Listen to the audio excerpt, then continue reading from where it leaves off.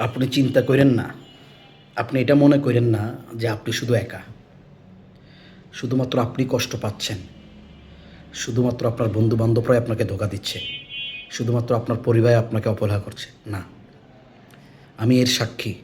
হাজার হাজার নয়, লক্ষ লক্ষ নয়, একেবারে কোটির পর্যায়ে লোক রয়েছে, যুবক তরুণরা রয়েছে, যারা কোনো না কোনোভাবে পিতামাতার দ্বারা অবহেলিত, ভাই বেরাদার দ্বারা অবহেলিত, বন্ধুবান্ধব দ্বারা অবহেলিত, সমাজ দ্বারা অবহেলিত।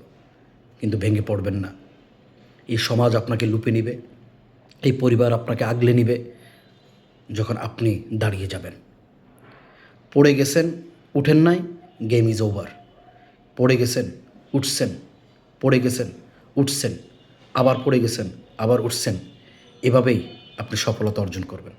আপনি যদি কিছু দিতে পারেন, আপনি যদি কিছু প্রদর্শন করতে পারেন, আপনি যদি কিছু মানুষের প্রয়োজনীয়, মানুষের দরকার, আপনি যদি এমন কিছু ব্যবস্থা করতে পারেন, আপনি যদি অন্যের উপকারে আসতে পারেন, তাহলেই একদিন দেখবেন আপনাকে সবাই আগলে নেবে। এই সমাজ এত ক্রুয়েল, আপনার কিছু কিছু থাকলেই আপনাকে গ্রহণ করবে, আপনার কাছে না থাকলে গ্রহণ করবে না।